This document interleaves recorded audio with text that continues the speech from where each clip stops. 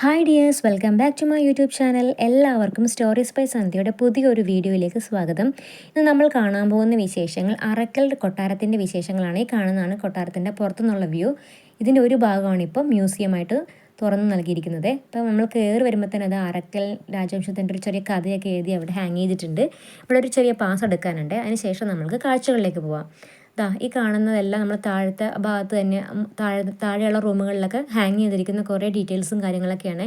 ഇത് കൂടുതലും ഡച്ച് ബന്ധപ്പെട്ട കാര്യങ്ങൾ, ഡച്ച് കാലഘട്ടത്തിൻ്റെ കുറേ ഡീറ്റെയിൽസാണ് ഇവിടെ കൊടുത്തിരിക്കുന്നത് കേട്ടോ. പഴയ കുറേ പ്രതിമയും ഇതൊക്കെയുണ്ട്. നമ്മൾ സ്കൂളിലൊക്കെ പഠിച്ചിട്ടില്ലേ ഹോർത്തൂസ് മലബാരിക്കസ്, അപ്പോൾ അതുമായി ബന്ധപ്പെട്ട ആളാണ് ഹെൻറി വാൻ റീഡ്. അദ്ദേഹത്തെ പറ്റിയും അദ്ദേഹത്തിൻ്റെ ഫോട്ടോയും അങ്ങനെ കുറേ, പിന്നെ പഴയ ഡച്ച് കൊട്ടാരങ്ങളൊക്കെ ഇല്ലേ, കൊച്ചിയിലുണ്ടായിരുന്ന കൊട്ടാരം, അങ്ങനെ കുറേ പഴയ ഫോട്ടോസും കുറേ രേഖകളൊക്കെയാണ്. നിങ്ങളിതിൻ്റെ റൂഫ് ശ്രദ്ധിച്ചിട്ടുണ്ടോ? അതാ വുഡാണ് കേട്ടോ. ഇത് 2 നിലയായിട്ടാണ് ഈ ബിൽഡിങ് വരുന്നത്. താഴെ ഇത് കണ്ടോ, ഫ്ലോറിംഗ് ഒക്കെ സിമെൻ്റാണ്. ഇതാണ് കേട്ടോ ഹെൻറി വാൻ റീഡിൻ്റെ ഫോട്ടോ. നമുക്കപ്പോൾ താഴെയുള്ള കാഴ്ചകൾ കുറച്ച് നമുക്ക് കാണാനുള്ളൂ. അത് നമുക്ക് മേലേക്ക് പോകാം. ഇവിടെ അറക്കൽ രാജവംശാവലിയുണ്ട്, അതായത് രാജാക്കന്മാരുടെ ആദ്യം മുതലുള്ള പേരുകൾ കേട്ടോ. ഫസ്റ്റ് ഉള്ള ആളുടെ പേര് മുഹമ്മദ് അലി ആദിരാജ എന്നാണ്. ലാസ്റ്റ് വരുന്ന രാജാവ് സുൽത്താൻ ആയിഷ മുത്ത് ബീബി ആദിരാജ. അപ്പോൾ നമ്മൾ മേലെ കയറാൻ പോകുമ്പോൾ കാണുന്ന സ്റ്റെയർകേസ് കണ്ടോ, ഫുൾ വുഡാണ്. ഇതിന് കാലപ്പഴക്കം കൊണ്ടാണെന്ന് അറിയില്ല, ഒരു ചെരിവ് പോലെയാണ്. അതായത് നമ്മൾ കാല് ശ്രദ്ധിച്ച് ചവിട്ടിയില്ലെങ്കിൽ നമുക്ക് തെന്നണ പോലെ ഫീൽ ചെയ്യും. ഫ്ലോറിങ് നോക്കിയാട്ടെ, ഫുൾ വുഡാണ് കണ്ടോ. നമ്മൾ വരുമ്പോൾ കുറച്ച് സ്കൂൾ കുട്ടികളുണ്ടായിരുന്നു കേട്ടോ, സ്കൂളിൽ നിന്ന് ടൂറായിട്ട് കൊണ്ടുവന്ന. അപ്പോൾ ഇവരിങ്ങനെ മേലെ പാസ് ചെയ്യുമ്പോൾ നമുക്ക് താഴെ നിൽക്കുമ്പോൾ ഈ സൗണ്ട് ശരിക്കും കേൾക്കാം, വുഡല്ലേ. ഈ ജനലിലൂടെ നോക്കുമ്പോൾ കാണുന്നതും കൊട്ടാരത്തിൻ്റെ ഭാഗമാണെന്ന് തോന്നുന്നു, പക്ഷെ അങ്ങോട്ടേക്കൊന്നും ഇല്ല കേട്ടോ, ചെറിയൊരു ഭാഗമുള്ളൂ നമുക്ക് കാണാൻ പറ്റുന്നത്. ഇതൊക്കെ പഴയ കുറേ രാജരേഖകളൊക്കെയാണ്. ഇതാണ് റോയൽ സീൽ കേട്ടോ, ലാസ്റ്റത്തെ രാജാവിൻ്റെ പേരിലാണ് ഈ സീലുള്ളത്. അപ്പോൾ ഇതൊക്കെ ഇങ്ങനെ നമുക്ക് കാണാൻ വേണ്ടി ഗ്ലാസ് ഇട്ട് വെച്ചേക്കാം. ഇത് അവിടുത്തെ കഥയൊക്കെയാണ് കേട്ടോ. ശരിക്കും അതിൻ്റെ കേരളത്തിലെ ഏക മുസ്ലിം രാജകുടുംബമാണല്ലോ അറക്കൽ രാജകുടുംബം. അപ്പം മറ്റു ഹിന്ദു രാജാക്കന്മാരെ പോലെ തന്നെ മരുമക്കത്തായമാണ്. പക്ഷേ ആൺ പെൺ ഭേദമില്ല, ആണായാലും പെണ്ണായാലും രാജാവാകാൻ പറ്റും. ആണാണെങ്കിൽ ആലി രാജയെന്നും, സ്ത്രീ ആണെങ്കിൽ അറക്കൽ ബീവി എന്നാണ് വിളിച്ചിരുന്നത്. കണ്ണൂരും ലക്ഷദ്വീപും ഒക്കെയാണ് ഭരിച്ചിരുന്നതും കച്ചവടം ഒക്കെ അങ്ങനെയായിട്ടുണ്ടായിരുന്നത്. പിന്നെ ഇതിൻ്റെ ഒരു ഐതിഹ്യം എന്ന് വെച്ചാൽ കോലത്തിരി എന്ന് പറയുന്നത് ചിറക്കൽ രാജ കുടുംബവുമായിട്ട് ബന്ധപ്പെട്ടാണ്. അപ്പം കുടുംബത്തിലെ രാജകുമാരിയെ ഒരു മുസ്ലിം യുവാവ് വിവാഹം കഴിച്ചതിൽ നിന്നാണ് അറക്കൽ രാജവംശം ഉണ്ടായതെന്നും, പിന്നെ അറക്കൽ രാജാവിൻ്റെ ഒരു മന്ത്രി മതം മാറിയിട്ട് മുസ്ലിം ആയതാണ്. അങ്ങനെയൊക്കെയാണ് ഇതിൻ്റെ ഐതിഹ്യം വരുന്നത്. പല ചരിത്രകാരന്മാർ പല രീതിയിൽ പറയുന്നുണ്ട്. പിന്നെ അതുപോലെ ആഴി രാജാവ്, അതായത് സമുദ്ര രാജാവ്, അപ്പോൾ അത് പിന്നീട് ലോപിച്ച് ആലി രാജ ആയി, അങ്ങനെയൊക്കെ കഥകൾ വരുന്നുണ്ട്.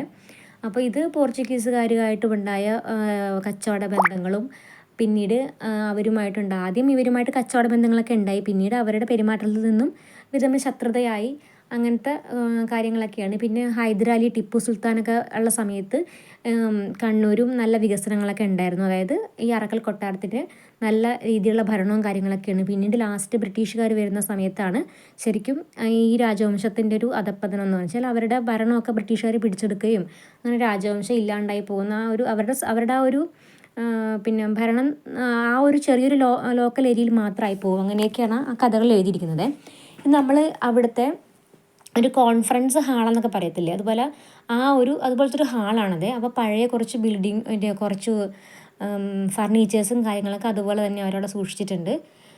കണ്ടോ, അതായത് ഇപ്പോൾ രാജസഭയൊക്കെ കൂടുന്ന അതുപോലത്തെ ഒരു ഇതാണ് കേട്ടോ ഇത്. നമുക്ക് അതിൻ്റെ അടുത്തോട്ടൊന്നും പോകാൻ കഴിയില്ല, അത് നമ്മൾ കയറാൻ കഴിയില്ല കേട്ടോ, കാരണം തൊട്ട് പിടിച്ചൊക്കെ വരുമ്പോൾ അത് പോകത്തില്ലേ. അതുകൊണ്ടായിരിക്കാം നമ്മൾ മാറി നിന്നിട്ട് ഇങ്ങനെ ഫോട്ടോസൊക്കെ എടുക്കുക. പിന്നെ ഇവിടെ കുറേ പഴയ രാജാക്കന്മാരുടെ ഫോട്ടോസും കാര്യങ്ങളൊക്കെ ഉണ്ട്. ഇത് അവരുപയോഗിച്ചിരുന്ന വാള്, അങ്ങനെ ഇതൊക്കെ ഇല്ലേ, കടാര, ഇതൊക്കെയാണ്. പക്ഷേ ഇതൊക്കെ കുറേ ഇങ്ങനെ കാലപ്പഴക്കം വന്നുകൊണ്ടാവാം കുറേയൊക്കെ തുരുമ്പെടുത്തിട്ടുണ്ട്. ഇത് ഓരോ രാജാക്കന്മാർ ഉപയോഗിച്ചിരുന്ന ആയുധങ്ങളെല്ലാം ആണ്. ഇത് താഴെ കാണുന്നുണ്ട് കഠാര, കഠാര കണ്ടോ.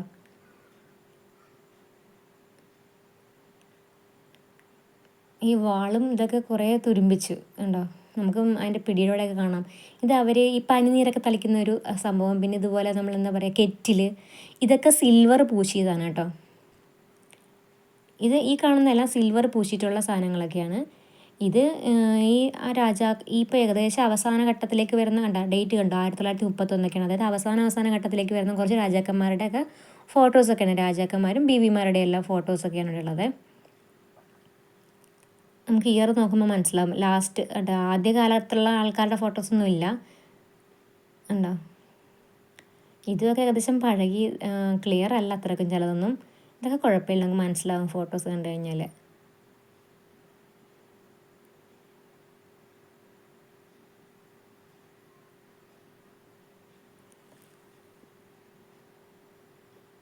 ഇതെല്ലാം അവസാന കാലഘട്ടത്തിലേക്ക് വരുന്ന തലമുറയിലെ ഫോട്ടോസും കാര്യങ്ങളൊക്കെയാണ്. കണ്ടോ, 2006 ആളാണിത്. കണ്ടോ,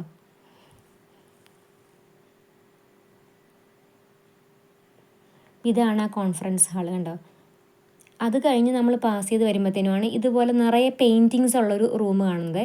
ഇതിനകത്ത് കണ്ണൂരിൻ്റെതായ തെയ്യത്തിൻ്റെ കുറച്ച് ഇതൊക്കെ കാണാം. പിന്നെ അങ്ങനെ, പക്ഷേ നടുക്ക് എന്തോ ഒരു ഇതുണ്ട് കേട്ടോ, അതെന്താണെന്ന് മനസ്സിലായിട്ടില്ല.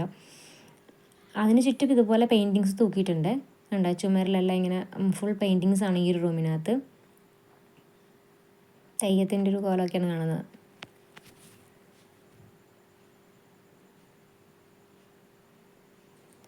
ഇത് ഏകദേശം ഒരു ഈ രാജകൊട്ടാരത്തിൻ്റെ ഓപ്പോസിറ്റ് സൈഡ് തന്നെയാണ് ഹാർബർ വരുന്നത്.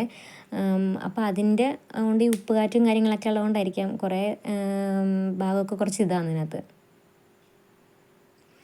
ഇത് പിന്നെന്താ, ആധാരപ്പെട്ടി 2-3-4 പെട്ടികളുണ്ട്. കണ്ടോ, വലിയ മരപ്പെട്ടികളാണ്. അതിനകത്തൊക്കെ പഴയ രേഖകളൊക്കെ ആയിരിക്കാം. ഇത് നമ്മുടെ അധികാര ചിഹ്നം എന്ന് പറയത്തില്ലേ, ഇത് അതായത് സിൽവർ പൂശിയതാണ് ഇതിനകത്ത് കേട്ടോ. അധികാരത്തിൻ്റെ ചിഹ്നമായിട്ട് ഇങ്ങനെ രാജാക്കന്മാർ കയ്യിലൊക്കെ പിടിക്കത്തില്ലേ, അങ്ങനത്തെ ഒരു ഐറ്റമാണ് ഈ കാണുന്നത്. പിന്നെ ഖുറാനാണ് കേട്ടോ.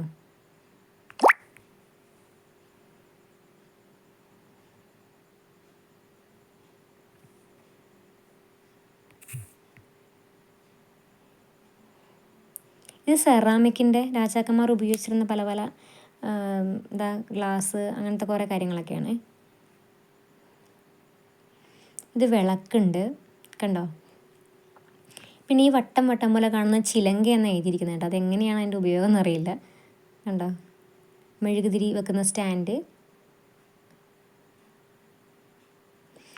ഇത് രണ്ടാമത് ഇത് കാണുന്നത് ഇത് വലിയ തൂക്കുവിളക്കാണ്. അതിൻ്റെ അപ്പുറത്ത് കണ്ടത് എന്തോ ഒരു സംഗീത ഉപകരണമാണ്. ഇതും അതുപോലെ തന്നെ ഒരു മ്യൂസിക്കൽ ഇൻസ്ട്രുമെൻ്റ് ആണ്. എന്താ നമുക്ക് പേരൊന്നും അറിയത്തില്ല. ഇതൊക്കെ കുറേ പഴയ ഉണ്ടോ, കെറ്റിൽ പോലത്തെ എന്തൊക്കെയോ. പിന്നെ ഇതാ കണ്ടല്ലോ, ദൂരദർശിനി. പിന്നെ പഴയ കാലത്തെ ഫോണ്, 2-3 ഫോൺ, ആ 3 കാണുന്ന ഫോണാണ്.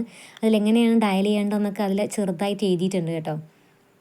റിസീവർ എടുക്കുക, ഡയൽ ചെയ്യുക, അങ്ങനെ എല്ലാം എഴുതിയിട്ടുണ്ട്. ഈ കാണുന്ന 3 ഫോണാണ് കേട്ടോ. ആദ്യകാലത്ത് നമ്മൾ ചില സിനിമയിലൊക്കെ കാണാറില്ലേ, ബ്രിട്ടീഷുകാർ യൂസ് ചെയ്യുന്നതായിട്ട്. പിന്നെ പഴയ നമ്മളിതിനെന്താ പറയുക, ചെമ്പിൻ്റെ പാത്രങ്ങളൊക്കെയാണ്. ചെറിയ ചെറിയ മിററെല്ലാം ഉണ്ട് കേട്ടോ. ഇത് എന്തോ ഒരു തൊപ്പി പോലത്തതും പിന്നെ ഒരു ക്രൊക്കഡൈലിൻ്റെ പോലത്തെ എന്തോ ഒരു മരത്തിൻ്റെ ഒരു എന്തോന്നും അറിയത്തില്ല അത് കേട്ടോ. പിന്നെ അവർ പണ്ടിരിക്കാൻ ഉപയോഗിച്ചിരുന്ന കുറച്ച് കാര്യങ്ങളൊക്കെയാണ്. ഇത് അറക്കൽ രാജവംശത്തിൻ്റെ പിന്നെയും കുറേ കഥകളൊക്കെയാണ്. അതായത് 12-ാം നൂറ്റാണ്ട് മുതൽ രാജവംശം നിലവിലുണ്ടായിരുന്നു എന്നുള്ള രേഖകളൊക്കെയാണ് നമുക്കിവിടെ കാണുന്നതൊക്കെ. ശരിക്കും 16-ാം നൂറ്റാണ്ട് മുതലാണ് നല്ല ശക്തമായ ഭരണവും കാര്യങ്ങളൊക്കെ ഉണ്ടായിരുന്നത്. 1770 ഇവിടെ ഇതിൻ്റെ അടുത്ത് തന്നെയാണ് കോട്ട വരുന്നത്. ഈ കോട്ട അന്നത്തെ 1 ലക്ഷം രൂപയ്ക്ക് ആ സമയത്തുണ്ടായിരുന്ന രാജാവ് വിലക്ക് വാങ്ങിയതും അങ്ങനെയുള്ള കുറേ കാര്യങ്ങളും ഒക്കെയാണ് അതിനകത്ത് എഴുതിയിരിക്കുന്നത് കേട്ടോ. അപ്പോൾ വീഡിയോ ഇഷ്ടമായെങ്കിൽ എല്ലാവരും സബ്സ്ക്രൈബ് ചെയ്യണേ.